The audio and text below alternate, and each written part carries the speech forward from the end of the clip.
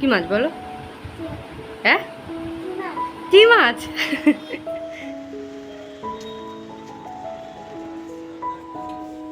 Hello বন্ধুরা, good morning and welcome back to my channel. কেমন আছো তোমরা সবাই? আশা করি তোমরা সবাই খুব ভালো আছো, সুস্থ আছো। আমিও ভালো আছি। তো আজকের ব্লগটা রান্নাঘর থেকে স্টার্ট করে দিচ্ছি। এখন বেজে গেছে প্রায় ওই 8:30 মতো। তো এদিকে আমি সকালে রান্নাবান্নাগুলো কমপ্লিট করে নিচ্ছি, কারণ এখন যা প্রচণ্ড গরম পড়েছে। তো সেই জন্যই রান্নাঘরের কাজটা আগে মিটিয়ে রাখলে আমি মনে করি মানে অনেকটাই গরমের হাত থেকে রিলিফ পাওয়া যায়। কারণ যত গরম এই রান্নাঘরে, কারণ আগুনের সামনে থেকে রান্না করতে হয়। তো ওদিকে আমি আলু ভাজাটা বসিয়ে দিয়ে এসেছি, আর বাবা চিংড়ি মাছ এনেছিল, তো চিংড়ি মাছে নুন হলুদ মাখিয়ে রেখে এদিকে আমি চলে এসেছি এঁচোড় কাটতে। আজকে করব এঁচোড় চিংড়ি রান্না করব। তো এদিকে এঁচোড়টা আমি কেটে নিয়েছি, আর এতটা আঠা এঁচোড়ে হয়, তো সেই জন্য হাতে একটু মানে তেল না মাখলে না এঁচোড় কাটা যায় না। তো এই জন্য এদিকে এঁচোড়টা আমি কেটে নিচ্ছি, আর এই ছোটো এঁচোড়গুলো খুবই শক্ত হয়। তো এই যে এঁচোড়টা আমি কেটে নিচ্ছি। মানে প্রথমে তো খোসাটা ছাড়াতেই পারছিলাম না, তারপরে চেষ্টা করেছি, আস্তে আস্তে হয়েছে। তো বটিটার ধারও একটু কমে গেছে, তো সেই জন্যই আরও অসুবিধা হচ্ছে এঁচোড়টা কাটতে। তো কষ্ট করে এঁচোড়টা আমি এদিকে কেটে ফেলছি।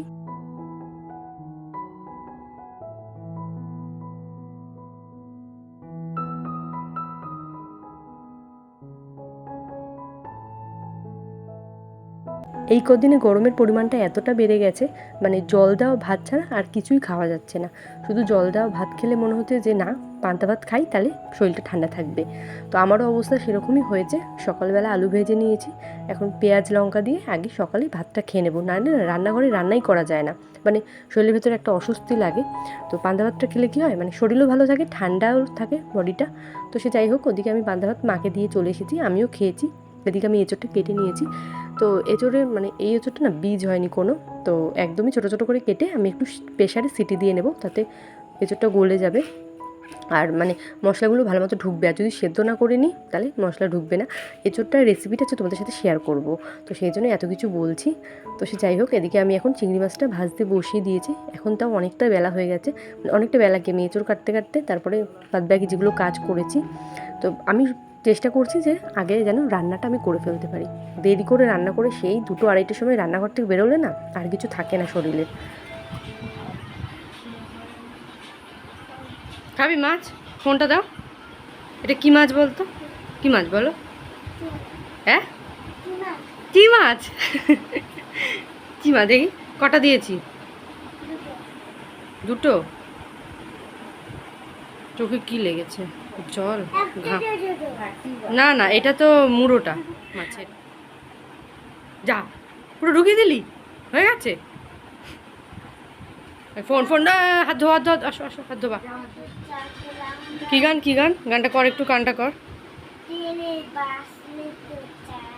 তেরে বাঁচতে চাঁদলাম গা। বন্ধ করে দি, বন্ধ করে দি ফোন, আর ফোন রেখে পড়তে আসো। তো এবার এদিকে এঁচোড়টা বসাবো, তার জন্য এদিকে ফোড়ন দিয়ে নিয়েছি, শুকনো লঙ্কা তেজপাতা আর গোটা জিরে দিয়ে নিয়েছি। আর তারপর আমি মিক্সি করে নিয়েছিলাম আদা রসুন আর পেঁয়াজ, সব মিক্সি করে নিয়েছি। এগুলো দিয়ে দিয়েছি, মশলা দেওয়ার পরে সমস্ত গুঁড়ো মশলাগুলো দিয়ে দিয়েছি, যা যা লাগে সমস্ত গুঁড়ো মশলা দিয়ে দিয়েছি। দেওয়ার পরে একটু জিরের গুঁড়োটা এতে বেশি দিয়েছি, কারণ যেহেতু গ্রেভি রাখবো, একটু জিরেটা বেশি দিতে লাগবে। মশলাটা বেশ ভালো মতো কষিয়ে নিয়েছি। এর আগের দিন মানে গরম পড়ার পরে এটা দ্বিতীয়বার আমাদের বাড়ি এঁচোড় চিংড়ি হচ্ছে। এর আগের দিন করেছিলাম, সেদিনকে না একদমই ভালো হয়নি, মানে আমি পেঁয়াজ রসুন আদা সমস্ত কিছু যে ভেজে একটা মশলার পেস্ট করে ওরমভাবে করেছিলাম, কিন্তু আজকে একদম রসিয়ে কষিয়ে করছি। হ্যালো বন্ধুরা, good morning, welcome back to my channel. কেমন আছো তোমরা সবাই? আশা করি তোমরা সবাই খুব ভালো আছো, সুস্থ আছো। আমিও ভালো আছি। তো আজকে ব্লগটা মানে সকাল থেকে ফোনটা হাতে নিয়ে ব্লগটা স্টার্ট করতে পারিনি ভুল কথা, আমি করিনি। কারণ কি, আমি তাড়াতাড়ি রান্নাটা করে নিতে চেয়েছি, কারণ গরমের মধ্যে রান্নাঘরে ঘন্টার পর ঘন্টা থাকা না, মানে কী যে অস্বস্তিকর ব্যাপার, সেটা একমাত্র যারা থাকে রান্নাঘরে তারাই জানে। তো আজকে না, কারণ কদিন ধরে ভীষণ গরম পড়েছে, আর গরমটা নিতে পারছি না, মানে হঠাৎ করে ঠান্ডার পরে এতটা গরম নেওয়া যাচ্ছে না। আর এখন এই যে ফ্যান বন্ধ করে ভিডিওটা করছি, এই যে ফ্যান বন্ধ করে ভিডিওটা করছি বলে না আরও বেশি গরম লাগছে। তো সে যাই হোক, এখন আমি তাড়াতাড়ি করে ঘরটা মুছে ফেলবো। রান্নাবান্না হয়ে গেছে, তাও রান্না করতে করতে আমার 12টা মতো বেজে গেছে। আমি ভেবেছিলাম আরও আগে হয়ে যাবে, 10টা 10:30টার মধ্যে রান্না হয়ে গেলে কি অনেকটা টাইম পাওয়া যায় যে বসে একটুকুনি রেস্ট নেওয়ার, তাও হয়নি আমার সময়। তো এতটাই দেরি হয়ে গেছে রান্না করতে করতে। তো এখন একটু ঘরটাও মুছে নেবো। চলো এখন আগে যেটুকু কাজবাজ আছে সমস্ত কিছু করে নিই, তারপরে আবার বকবক করবো। এমনিতে অর্ধেক রান্না করে এনার্জি লস হয়ে গেছে, বকবক আর কী করবো। চলো এখন আগে কাজে বাজে লেগে পড়ি, মানে অর্ধেক কাজ হয়ে গেছে, এখন যেগুলো কাজ আছে করে ফেলি।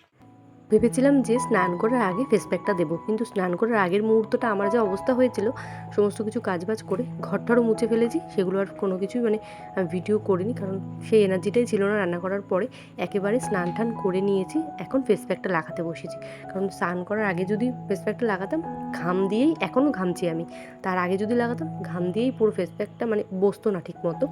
তো এদিকে আমি ফেস প্যাকটা দেখো প্রথমে তুলি দিয়ে একটু ক্যাত মেরে দেখাতে যাচ্ছিলাম যে তুলি দিয়ে লাগানো যায় কিনা, কিন্তু হচ্ছিল না, মানে বেশিরভাগটাই তুলির মধ্যেই থেকে যাচ্ছিলো। তাই জন্য আমি পরে হাত দিয়ে লাগাচ্ছি। এদিকে হাত দিয়ে পুরো মুখটায় বেশ ভালো মতো বসে যায় হাত দিয়ে করলে।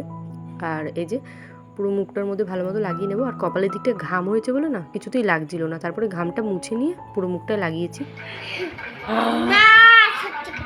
কে এটা? দেখি গাল গাল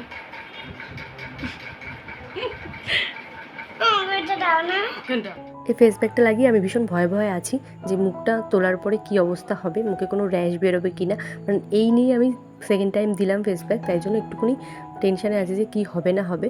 কিন্তু মানে আমি কেনার সময় দেখেছি রিভিউ যে অতটা খারাপ কিছু হয় না, মানে ট্যানগুলো উঠে যাবে তোমার মুখের। তো এদিকে আমি জামা কাপড়গুলো অনেক ছিল, ওই যে রান্না করার চক্করে আমার কিছু কাজই হয়নি আজকে, মানে তেমন কিছু কাজ আমার হয়নি। তো এদিকে আমি সমস্ত জামা কাপড়গুলো যেগুলো অগোছালো হয়েছিল সেগুলো ভাঁজ করে নিচ্ছি, কারণ এখন বসে বসে কী করবো, এখন খাওয়া দাওয়া দেওয়া ছাড়া আর কোনো কাজ নেই। তো সেই জন্য এদিকে জামা কাপড়গুলো ভাবলাম গুছিয়ে নিই। আর মেয়ে তো ভয়ই পেয়ে গেছে আমাকে দেখে, ও তো ভেবেছে মানে এরকম ফেস প্যাক লাগিয়ে বসেছিলাম। তো সে যাই হোক, চলো জামা কাপড়গুলো এখন গুছিয়ে নিই, তারপরে আবার কথা বলছি। একবারে ফেস প্যাকটা তোলার সময় তোমাদের দেখাবো, জানি না কতটা কি উঠবে। চলো। তো এটা প্রায় 10 থেকে 20 মিনিট হয়ে গেছে, এখন এই যে উঠে আসছে, আর ঘাম না মুখে ঘামের সাথে পুরো বসে গেছে। আর একটু মোটা করে দিলে আর আর একটু মোটা করে দিলে ভালো হতো। এর আগে যখন ফেস প্যাক দিয়েছিলাম শুধু নাকটুকুর সামনে দিয়েছিলাম, তাই জন্য একটু মোটা করে দিয়েছিলাম, আর তোলার সময় না পুরোটাই উঠে গেছিলো। আর এখন দেখো কতটা অসুবিধা হচ্ছে, আর মুখে এমনিতে ঘাম হয়েছে, তার জন্যই উঠতে চাইছে না। যেরকম টুকরো টুকরো হয়ে পড়ছে, কারণ একটু বেশি করে দিলে তাহলে এটা ভালো হতো।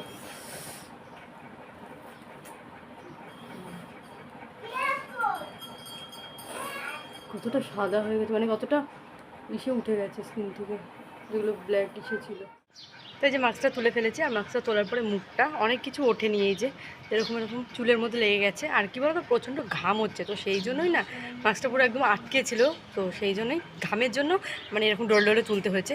আর একটু মোটা করে দিলে বেশি ভালো হতো, আমি একটু পাতলা করে দিয়ে দিয়েছি মাস্কটা, মানে এই ফার্স্ট টাইম দিলাম, এর আগে একবার দিয়েছিলাম শুধু এইটুকুনি নাকের এই সাইডটা, আজকে ফুল ফেসে দিলাম। তো সেই জন্য আমি বুঝতে পারিনি যে মোটা করে দেবো না মানে পাতলা করে দেওয়া হয়ে গেছে বলে মানে সমস্ত ওঠেনি ঠিকঠাক, নাহলে একটা টান মারলেই পুরোটা উঠে চলে আসতো। তো সেই জন্য তোমাদেরকে দেখাতে পারলাম না যে কতটা কি উঠেছে, কিন্তু এই যে মুখের গ্লোটা দেখে বুঝতেই পারছো অনেকটা কাজ হয়েছে, তো অনেকটা কাজ হয়েছে না। আগে যেরকম ছিল এই যে চোখের এই সাইড একদম আর একটু মানে ব্ল্যাক স্পট ছিল, ওগুলো অনেকটা একটা দিনে দিলে তো কিছু হয় না, মানে দিতে হবে মাসে, তাহলে বোঝা যাবে।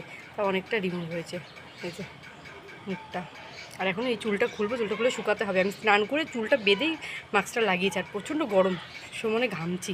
তো চলো একেবারে বিকেলে কথা হচ্ছে, এখন খাওয়া দাওয়া করে একটা ঘুম দেবো, আর মেয়েকে ওদিকে ঘুম পাড়াতে হবে। চলো একবারে বিকেলে কথা বলছি। গুড ইভিনিং বন্ধুরা, এখন বেজে গেছে প্রায় 7টা মতো বাজে। তো এখন সন্ধ্যাবেলা বেরিয়ে পড়েছি আমরা, কোথায় যাচ্ছি না যাচ্ছি আমিও জানতাম না যে তোমাদের সাথে আগে শেয়ার করব। তো সন্ধ্যাবেলা হঠাৎই এসে আমাকে তোমাদের দাদাভাই বললো যে রেডি হও, একটু বেরোবো, একটা সারপ্রাইজ দেওয়ার আছে। তো কী সারপ্রাইজ সেটা আমিও জানতাম না। তো দেখো এদিকে আমি চলে এসেছি, বুঝতেই পারছো যে কী সারপ্রাইজ দিতে চলেছে, আমিও বুঝতে পেরে গেছি, দোকানে ঢোকার আগেই বুঝতে পেরে গেছি। তো এই যে এইটা হচ্ছে মানে নতুন একটা ফোন নেওয়ার জন্য এখানে আসা। তো তোমরা আমার মুখে হাসি দেখেই বুঝতে পারছো যে আমি কতটা খুশি হয়েছি। তো আমাকে বারবার করে তোমার দাদাভাই জিজ্ঞেস করছে যে কেমন লাগছে, মানে কীরকম লাগছে। আমি তো মানে কীরকম লাগছে আর বলো, নতুন যদি কিছু পাওয়া যায় তাও ফোন, তাই কেমন লাগবে, ভালো তো লাগবেই। তো আমি কী ফোন কিনলাম না কিনলাম তার ভিডিও অবশ্যই তোমাদের সাথে শেয়ার করব, সেটা নেক্সট পার্ট আসবে। তো তার জন্য আমার চ্যানেলটি সাবস্ক্রাইব করে আমার পাশে থাকতে হবে। আর এখনও অনেকে আছো যারা ভিডিও দেখছো কিন্তু আমার চ্যানেলটি সাবস্ক্রাইব করেন, তারা প্লিজ আমার চ্যানেলটি সাবস্ক্রাইব করে নাও। ঝটপট করে সাবস্ক্রাইব করে নাও নেক্সট ভিডিও দেখার জন্য। তো সে যাই হোক, এদিকে আমি চলে এসেছি, এখন বেরিয়ে পড়েছি। বেরিয়ে পড়ে আমরা একটা খাওয়া দাওয়ার জন্য একটু বেরিয়েছি। এখন প্রায় ওই ফোন কিনতে কিনতে 9টা 9:30 মতো বেজে গেছে। এখন 9:30 মতো বেজে গেছে, 9টা তো কম বললাম। তো এদিকে খাওয়া দাওয়া করে তারপরে একেবারে বাড়ি যাব।